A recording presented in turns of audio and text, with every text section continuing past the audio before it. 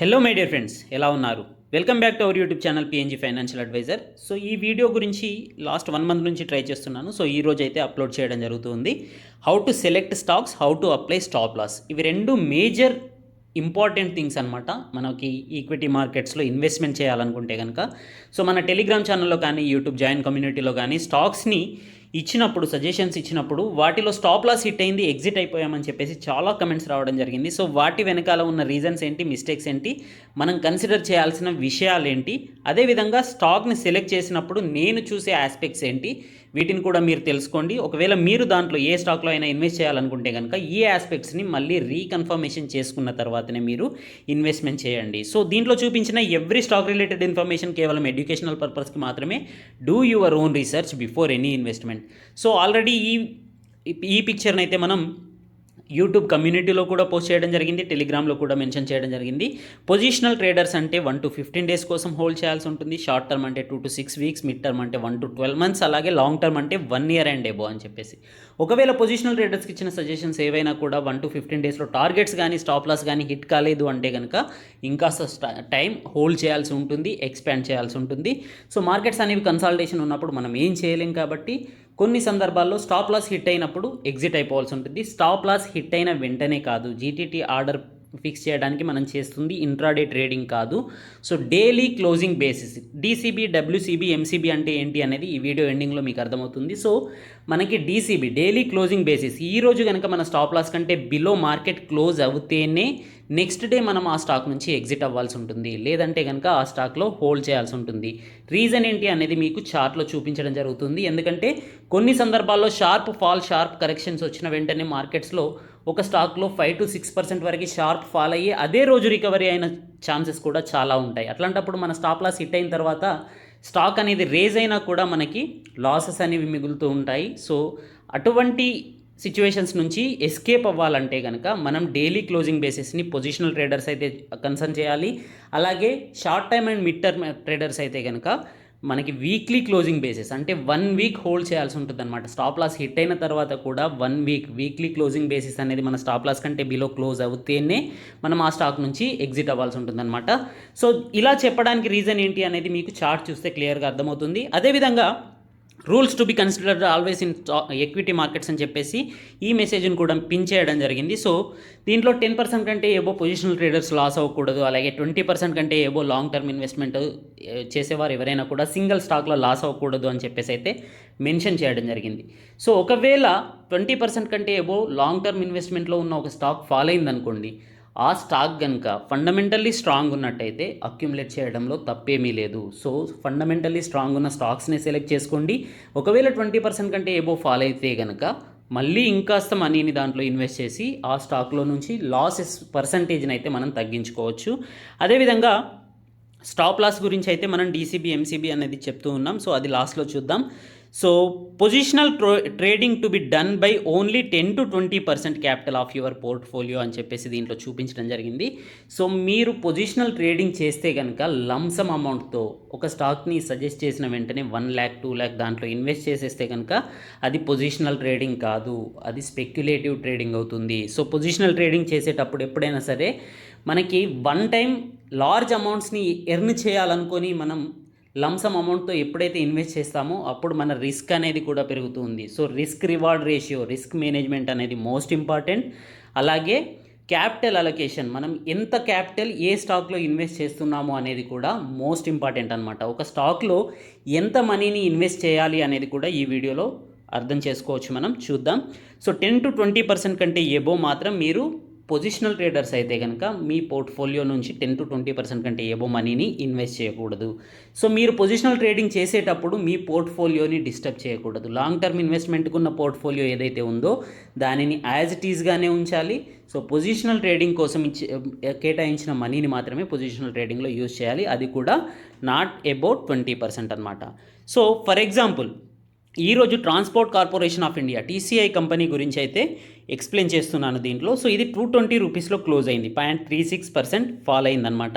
So 220 రూపీస్లో close అయినప్పుడు దీన్ని సెలెక్ట్ చేసిన వెంటనే ఫస్ట్ చూడాల్సింది ఏంటి అంటే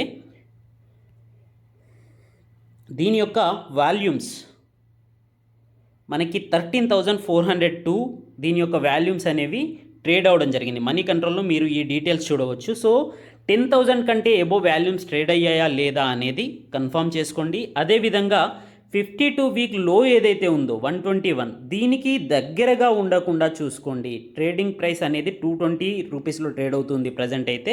సో 220 రూపీస్ అనేది 120 కంటే ఆల్మోస్ట్ 100 రూపీస్ ఎబో ఉంది కాబట్టి సో దీంట్లో మనం ట్రేడ్ చేయవచ్చు, దీంట్లో ఇన్వెస్ట్ చేయవచ్చు. ఎందుకంటే 52 వీక్ లోకి దగ్గరగా ఉన్న స్టాక్లో ఇన్వెస్ట్ చేస్తే కనుక 52 వీక్ లోస్ని బ్రేక్ చేసి అది డౌన్ఫాల్ అయ్యే ఛాన్సెస్ ఎక్కువగా ఉంటుందన్నమాట. ఎప్పుడైనా సరే బాటమ్ ఫిషింగ్ చేయడానికి ప్రయత్నం చేస్తే కనుక మనం మార్కెట్లో ఫెయిల్ అయ్యే ఛాన్సెస్ ఎక్కువగా ఉంటుంది. ఎందుకంటే మార్కెట్ ఆల్రెడీ 7,500 లెవెల్స్ నుంచి 11,000 వరకు వెళ్ళింది. సో ఇప్పుడున్న సిచ్యువేషన్స్లో బ్రేక్అవుట్ రేంజ్ గురించే ఆలోచించాలి, కానీ బాటమ్ ఫిషింగ్ గురించి అయితే ఆలోచించకూడదు. ఇప్పుడు కూడా బాటమ్ ఫిషింగ్ చేయాలంటే కనుక ఆ స్టాక్లో వీక్ ఉన్న స్టాక్స్ మాత్రమే మనకి 52 వీక్ లో దగ్గర దొరుకుతూ ఉంటాయి అనేది మనం అర్థం చేసుకోవాల్సి ఉంటుంది. అదేవిధంగా ఇక్కడ స్టాటిస్టిక్స్లో మీరు గమనించాల్సింది ఏంటి అంటే స్టాక్ యొక్క పీఈ అనేది 15.91 ఉంది. అదేవిధంగా మనకి ఇండస్ట్రీ పీఈ చూసుకున్నట్టయితే 47.28 అనేది కనిపిస్తుంది. సో ఇండస్ట్రీ పీఈ కంటే స్టాక్ యొక్క పీఈ అనేది ఆల్వేస్ తక్కువగా ఉండేలా మనం చూడాలన్నమాట. అదేవిధంగా డెలివరేబుల్ పర్సంటేజెస్ అనేవి చూసినా కూడా మనకి 51% అనేది ఇక్కడ కనిపిస్తూ ఉంది. సో డెలివరేబుల్ పర్సంటేజ్ అనేవి 50% కంటే ఎబో ఉండాలి. ఇండస్ట్రీ పీఈ కంటే స్టాక్ యొక్క ప్రైస్ టు ఎర్నింగ్ రేషియో అనేది తక్కువగా ఉండాలి. అంతేకాకుండా మనం చూస్ చేసుకునే స్టాక్స్ అన్నీ కూడా mostly mid and small cap stocks. దీంట్లో మార్కెట్ క్యాప్ చూడండి 1,695 crores అనమాట. So mid and small cap స్టాక్స్ని ఎందుకు సెలెక్ట్ చేసుకుంటామంటే కనుక లార్జ్ క్యాప్ స్టాక్స్లో 1 to 2% కంటే ఎక్కువగా మూమెంట్ అనేది రావడం కష్టం. ఒకవేళ మిడ్ అండ్ స్మాల్ క్యాప్ స్టాక్లో మూమెంట్ వచ్చిందంటే కనుక 5 to 10% వరకు కూడా ర్యాలీ తీసే అవకాశాలు ఉంటుంది. అప్పర్ సర్క్యూట్స్ వచ్చే ఛాన్సెస్ కూడా ఎక్కువగా ఉండే ఛాన్సెస్ అయితే దీంట్లో ఉంది. అదేవిధంగా రిస్క్ కూడా ఉంటుంది. కాకపోతే మనం రిస్క్ అనేది ఫస్టే కన్సిడర్ చేసి ఎంత రిస్క్ను మనం బేర్ చేయగలుగుతామో అదే రిస్క్కి సంబంధించిన క్వాంటిటీని మనం బై చేస్తున్నాం కాబట్టి అంతకంటే ఎక్కువగా లాస్ అయ్యే ఛాన్సెస్ అయితే ఉండదన్నమాట.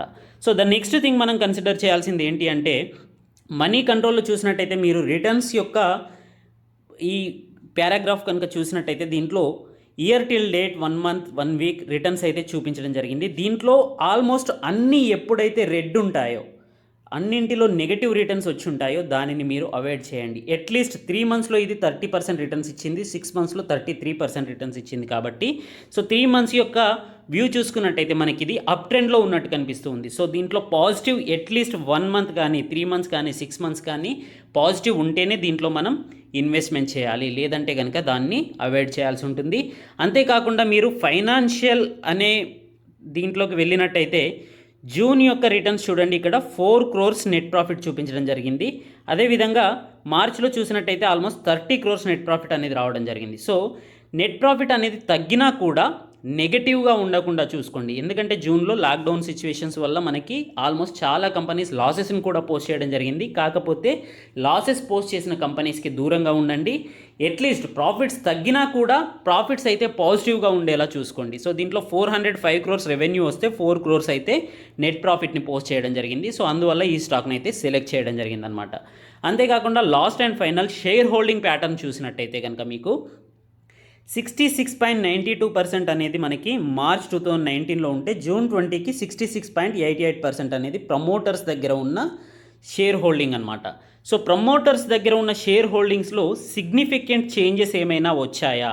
ప్రమోటర్ హోల్డింగ్స్ అనేవి ఇక్కడ చూసినట్టయితే 0.04% తగ్గడం కనిపిస్తుంది. సో 0.04% అనేది నథింగ్ అనమాట. సో ఓవరాల్గా చూసినట్టయితే మనకి దీంట్లో 2 to 3% కంటే ఎక్కువగా కనుక ప్రమోటర్ హోల్డింగ్ అనేది డిక్రీజ్ అవుతూ ఉంటే ఆ స్టాక్ని మీరు అవాయిడ్ చేయండి. అంతేకాకుండా అదర్స్ అనేది ఏదైతే ఉందో అదర్స్లో మనకి మార్చ్ 2019లో 15.59% ఉంటే జూన్ 2020కి వచ్చేసరికి 14.4%కి వచ్చింది. అంటే దీంట్లో ఆల్మోస్ట్ 1% కంటే ఏబో అదర్స్ అంటే పబ్లిక్ దగ్గర రిటైల్ ఇన్వెస్టర్స్ దగ్గర ఉన్న స్టేక్ అనమాట. సో తగ్గింది అంటే కనుక దీంట్లో నుంచి స్ట్రాంగ్ ఇన్వెస్టర్స్ దగ్గరికి దీని యొక్క స్టేక్ అనేది చేంజ్ అవుతూ కనిపిస్తుంది. ఇక్కడ చూడండి డిఐఎస్ దగ్గర 15.6% నుంచి 17.01%కి పెరగడం జరిగింది. అంటే దీంట్లో స్ట్రాంగ్ ఇన్వెస్టర్స్ ఎంట్రీ అవుతున్నారనమాట. సో ఎఫ్ఐఐ యొక్క స్టేక్ అనేది కాస్త తగ్గిన ప్రమోటర్స్ యొక్క స్టేక్ అనేది కాస్త 0.04% తగ్గినా కూడా డిఐ యొక్క స్టేక్ అనేది మాత్రం ఆల్మోస్ట్ 1.5% వరకు పెరగడం కనిపిస్తుంది. సో రిటైల్ పబ్లిక్ ఇన్వెస్టర్స్ దగ్గర నుంచి స్టేక్ అనేది తగ్గుతుంది అంటే కనుక స్టాక్లో స్ట్రాంగ్ ఫండమెంటల్స్ అంటే స్ట్రాంగ్ ఇన్వెస్టర్స్ ఎంట్రీ అయ్యారు అని చెప్పేసి మనం అర్థం చేసుకోవచ్చు. రిటైల్ ఇన్వెస్టర్స్ దగ్గర కనుక స్టేక్ పెరుగుతుంది అంటే కనుక ఆ స్టాక్కి మీరు అవాయిడ్ చేయండి.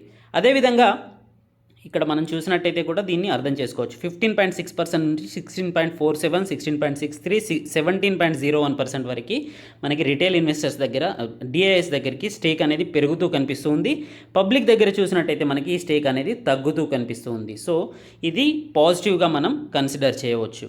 అదేవిధంగా మనీ కంట్రోల్లో మనం చూసిన ఆస్పెక్ట్స్ షేర్ హోల్డింగ్ ప్యాటర్న్, అదేవిధంగా నెట్ ప్రాఫిట్ అనేది పాజిటివ్గా ఉండేలా చూసుకున్నాం. వాల్యూమ్స్ అనేవి హైయెస్ట్గా 10,000 కంటే ఎబోవ్ ఉండేలా చూసుకున్నాం. ఎందుకంటే మనం ఎగ్జిట్ అవ్వాలనుకున్నప్పుడు 200-300 వాల్యూమ్స్ అనేవి ఉన్నాయంటే కనుక మనం సేల్ చేసి ఎగ్జిట్ చేయలేం. కాబట్టి 10,000 మినిమం వాల్యూమ్స్ అనేవి డైలీ ట్రేడ్ అయ్యే విధంగా స్టాక్ని అయితే మనం కన్సిడర్ చేయడం జరిగింది.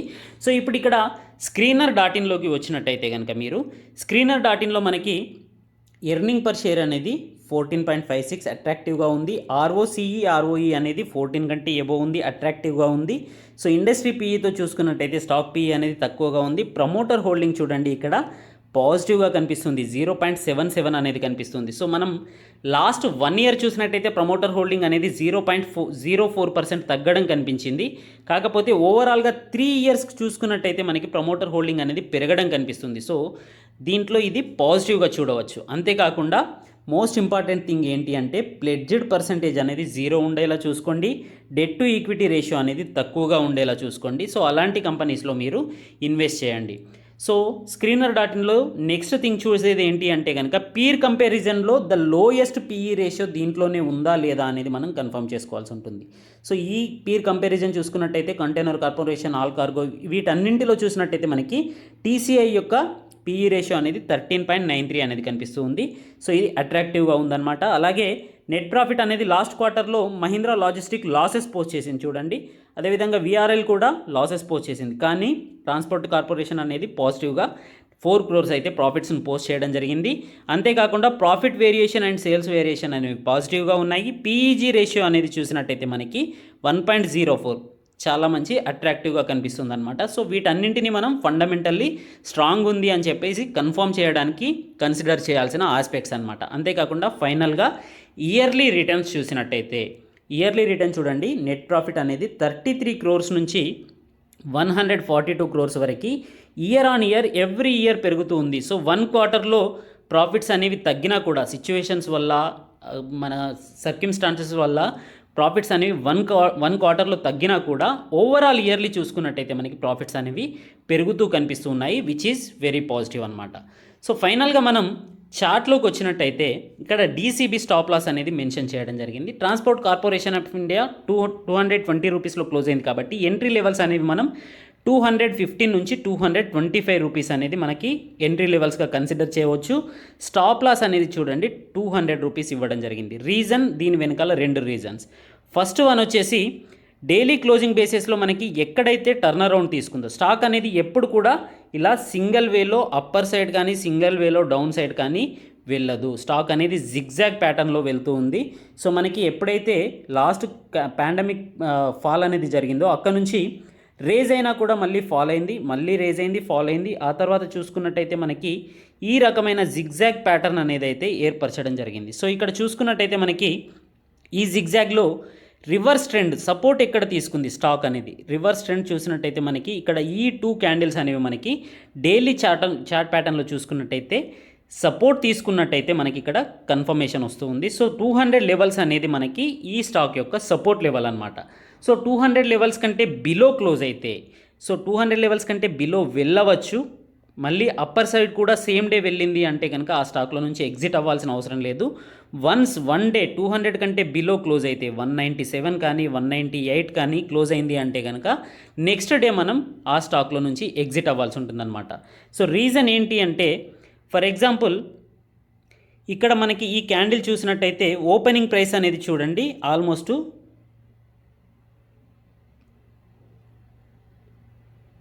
215 రూపీస్ ఉంటుంది. సో ఫర్ ఎగ్జాంపుల్ మనం స్టాప్ లాస్ అనేది 207 రూపీస్ పెట్టుకున్నాం అనుకోండి.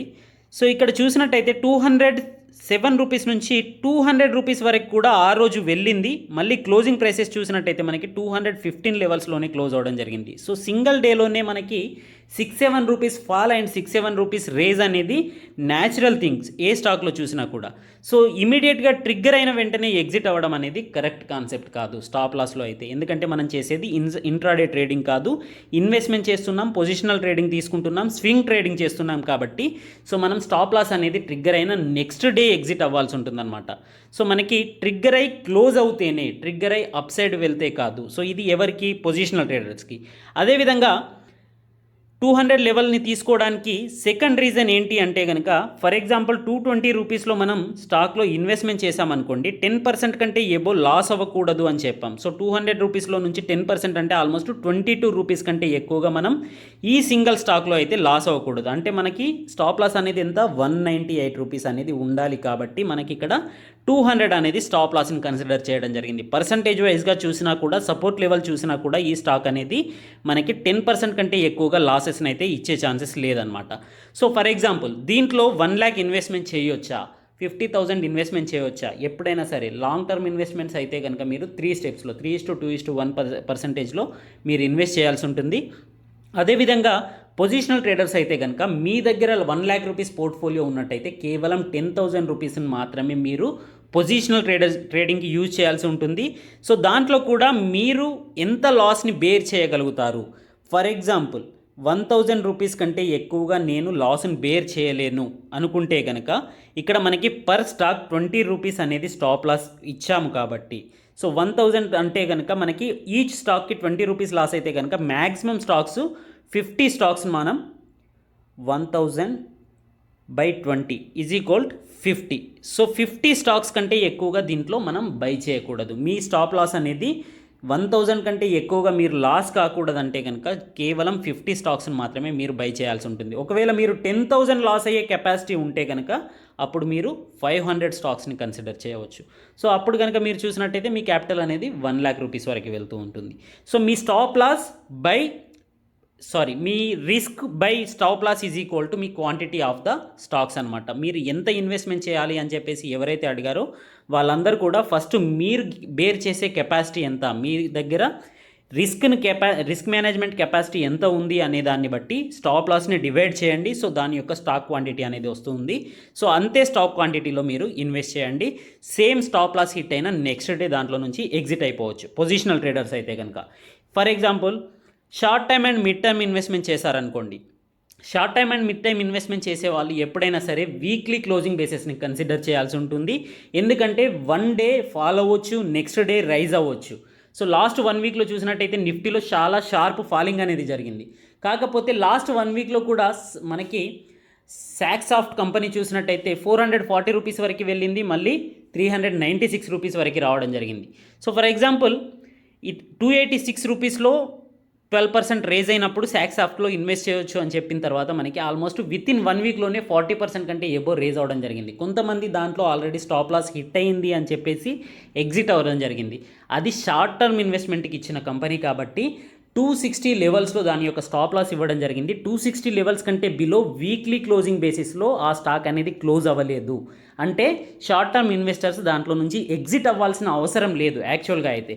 కాకపోతే ఈ కాన్సెప్ట్ అనేది మీకు ఆల్రెడీ నేను ఎక్స్ప్లెయిన్ చేయలేదు కాబట్టి 286లో రీఎంట్రీ కూడా తీసుకోవచ్చు అని చెప్పేసి అయితే నేను పోస్ట్ చేయడం జరిగింది. సో 286 నుంచి చాలా మంచి ర్యాలీ అయితే తీసింది. దాంట్లో మనం పోర్ట్ఫోలియోలో కూడా దాన్ని యాడ్ చేసుకోవచ్చు అని చెప్పేసి అయితే ఎక్స్ప్లెయిన్ చేయడం జరిగింది. సో వీక్లీ క్లోజింగ్ బేసిస్ అంటే ఏంటి, దీన్ని ఎందుకు తీసుకోవాలి? సో లాస్ట్ పాండమిక్ సిచ్యువేషన్స్లో చూసినట్టయితే మనకి ఇక్కడ ఒక గ్రీన్ క్యాండిల్ ఉంది, దీన్ని అబ్జర్వ్ చేయండి మీరు. ఈ గ్రీన్ క్యాండిల్లో మనకి క్లియర్గా అర్థమవుతుంది స్టాప్ లాస్ అనేది ఫర్ ఎగ్జాంపుల్ 150 లెవెల్స్, ఇక్కడ 150 లెవెల్స్లో స్టాప్ లాస్ ఇచ్చామనుకోండి. దీంట్లో ఓపెనింగ్ ప్రైస్ అనేది, ఈ ప్రైస్ అనేది ఏదైతే ఉందో ఇది 100 రూపీస్ అనుకోండి, సో ఇది 180 రూపీస్ అనుకోండి. సో 150 రూపీస్ అనేది ఇక్కడ స్టాప్ లాస్. సో 180 రూపీస్లో మనం స్టాక్ను కొన్నాం, 200 రూపీస్కి టార్గెట్ అనుకున్నాం. కాకపోతే ఆ వీక్లో కొన్న వెంటనే ఆ స్టాక్లో షార్ప్ ఫాలింగ్ అనేది జరిగింది, 150 రూపీస్ వరకు ఫాల్ అవ్వడం జరిగింది. కానీ సేమ్ వీక్లోనే చూడండి 200 రూపీస్ టార్గెట్ని కూడా హిట్ అవ్వడం జరిగింది. సో ఫర్ ఎగ్జాంపుల్ ఈ క్యాండిల్లో చూసినట్టయితే మనకి గ్రీన్ బుల్లిష్ క్యాండిల్ అనేది కనిపిస్తుంది. కాకపోతే ఏదైతే విక్ ఉందో ఇది హెవీ ఫాల్ని మనకు చూపించడం జరిగింది. So 1 day fall and next day raise అనేది 1 వీక్లో జరిగే ఛాన్సెస్ కూడా స్టాక్స్లో చాలా వరకు ఉంటాయి. కాబట్టి అటువంటి సందర్భాల్లో మన స్టాప్ లాస్ ట్రిగ్గర్ అయిన వెంటనే ఎగ్జిట్ అయిపోతే మనం నెక్స్ట్ అదే వీక్లో ప్రాఫిట్స్ని గెయిన్ చేసే ఆపర్చునిటీస్ని కూడా మిస్ అయ్యే ఛాన్సెస్ ఉంటుందన్నమాట. సో మేబీ మీరు అనొచ్చు, సో 150 రూపీస్ కంటే బిలో క్లోజ్ అయితే కనుక నెక్స్ట్ వీక్లో మళ్ళీ 140 లెవెల్స్ని కూడా వెళ్ళొచ్చు కదా అంటే కనుక so 10 rupees maybe 1 day gap అప్లో మాత్రం ఓపెన్ అయ్యే ఛాన్సెస్ అయితే తక్కువగా ఉంటుంది. సో 150 లెవెల్స్కి మళ్ళీ నెక్స్ట్ వీక్లో కూడా వచ్చే ఛాన్సెస్ ఉంటుంది. ఈ వీక్లో క్లోజ్ అయిన వెంటనే నెక్స్ట్ వీక్లో 150 లెవెల్స్కి వచ్చిన వెంటనే ఎగ్జిట్ అయిపోండి. 150 అనేది మన స్టాప్ లాస్ కాబట్టి. సో ఈ వీక్ క్లోజింగ్ బేసిస్ని మాత్రం మీరు కన్ఫర్మేషన్ తీసుకున్న తర్వాతనే నెక్స్ట్ వీక్లో ఎగ్జిట్ అవ్వాల్సి ఉంటుందన్నమాట. షార్ట్ టర్మ్ అండ్ మిడ్ టర్మ్కి ఎవరైతే కన్సిడర్ చేస్తున్నారో.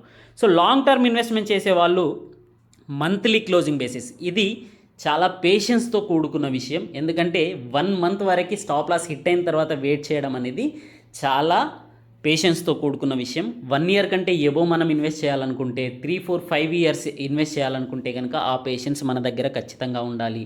ఎవ్రీడే మనం స్క్రీన్ ముందు కూర్చుంటే కనుక లాంగ్ టర్మ్ ఇన్వెస్ట్మెంట్ చేస్తున్నాము అనేది మాత్రం అది ఒక మిస్లీడింగ్ అనమాట. సో లాంగ్ టర్మ్ ఇన్వెస్ట్మెంట్ చేసేవాళ్ళు స్టాప్ లాస్ హిట్ అయినా కూడా 1 మంత్ వరకు వెయిట్ చేస్తే ఇక్కడ చూడండి మనకి షార్ప్ ఫాల్ క్యాండిల్ ఇక్కడ ఏప్రిల్ రేంజ్లో మనం ఒక షార్ప్ ఫాలింగ్ క్యాండిల్ చూడొచ్చు. దీంట్లో 1 మంత్లో క్యాండిల్ అనేది ఇక్కడి వరకు ఫాల్ అయినా కూడా క్లోజింగ్ మాత్రం ఇక్కడ ఇవ్వడం జరిగింది చూడండి. సో నెగటివ్ బేర్ మార్కెట్లో కూడా మార్కెట్స్ అనేవి కొన్ని సందర్భాల్లో రేజ్ అయ్యే ఛాన్సెస్ ఉంటుంది. అట్లాంటి సందర్భాల గురించి వెయిట్ చేస్తే మనం మన స్టాప్ లాస్ ట్రిగ్గర్ అయిన తర్వాత కూడా ఎగ్జిట్ పాయింట్ని అయితే ఖచ్చితంగా కన్ఫర్మ్ చేసుకోవచ్చు అనమాట. సో ఇమ్మీడియట్గా షార్ప్ ఫాల్లో ట్రిగ్గర్ అయిన వెంటనే ఎగ్జిట్ అయిపోవడం అనేది ఇన్వెస్ట్మెంట్స్కి అయితే కరెక్ట్ కాన్సెప్ట్ కాదు. ఇంట్రాడే ట్రేడింగ్ వాళ్ళు స్టాప్ లాస్ని ఆల్రెడీ డిసైడ్ చేసి ఉంటారు కాబట్టి ట్రిగ్గర్ అయిన వెంటనే ఎగ్జిట్ అయిపోవచ్చు. పొజిషనల్ అండ్ లాంగ్ టర్మ్ మాత్రం next day DCB, WCB, MCB అనే కాన్సెప్ట్ ద్వారా మీరు positional, short term, mid term and long term investors అయితే వీటిని కన్సిడర్ చేయాల్సి ఉంటుంది.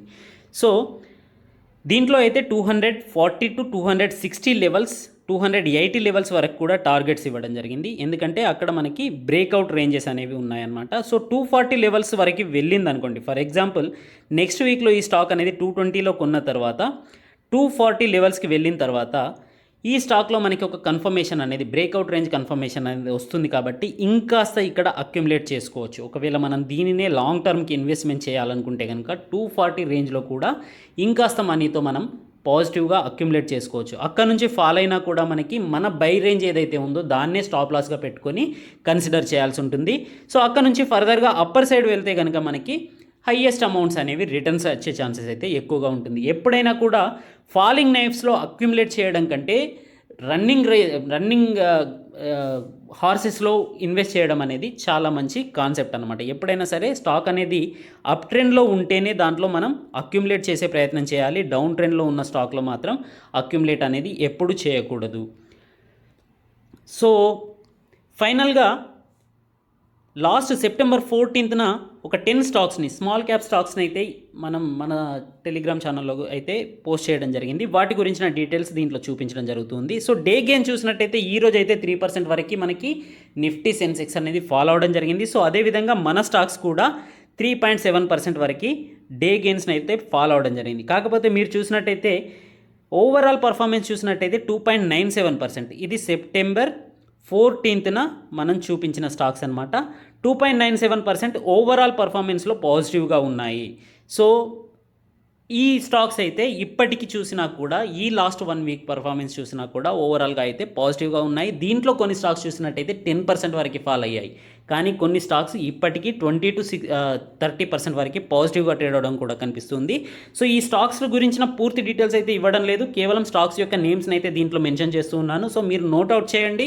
అదేవిధంగా ఈ స్టాక్స్లో ప్రజెంట్ ఉన్న సిచ్యువేషన్స్లో కూడా బయింగ్ ఆపర్చునిటీస్ గురించి, ఎందుకంటే ఫాలింగ్ మార్కెట్స్లో మనం ఉన్నాం కాబట్టి మనం కొద్దిగా పార్ట్స్ వైజ్గా దీంట్లో ఇన్వెస్ట్ చేసే ఆపర్చునిటీస్ గురించి అయితే మీరు కన్సిడర్ చేయవచ్చు. విధి స్పెషాలిటీ అనేది ఒకటి, జిఎండిసి గుజరాత్ మినరల్స్ అనేది సెకండ్ కంపెనీ, వోల్టామ్ ట్రాన్స్మిషన్స్ అనేది థర్డ్ కంపెనీ, అదేవిధంగా గుజరాత్ ఎమిస్ అనేది ఫోర్త్ కంపెనీ, ఫిఫ్త్ వన్ వచ్చేసి ఆర్పిజి లైఫ్, సిక్స్త్ వన్ వచ్చేసి Saregama India, seventh one Visaka Industries, eighth one is Frontier Springs and ninth one is Zentec, అలాగే 10th వన్ ఈజ్ సాక్సాఫ్ట్ చూడండి 29% returns అనేది ఇవ్వడం జరిగింది. జెన్టెక్ అనేది స్టిల్ 2.85% పాజిటివ్ రిటర్న్స్ ఇవ్వడం జరిగింది. దీంట్లో హెవీ లాసెస్లో ఉన్న కంపెనీస్, బేరిష్లో ఉన్న కంపెనీస్ చూసినట్టయితే Visakha industries and frontier springs అనేవి కనిపిస్తున్నాయి. కానీ ఇవి కూడా ఫండమెంటల్లీ స్ట్రాంగ్ ఉన్న కంపెనీస్. ఎప్పుడైనా సరే స్మాల్ క్యాప్ కంపెనీస్లో ఇన్వెస్ట్ చేస్తున్నప్పుడు హెవీ లాస్ అయ్యే ఛాన్సెస్ ఉంటుంది. కాబట్టి మినిమం స్మాల్ క్వాంటిటీస్లోనే ఇన్వెస్ట్ చేసే ప్రయత్నం అయితే మీరు చేయండి. Okay my dear friends, thank you. Good luck. Jai Hind.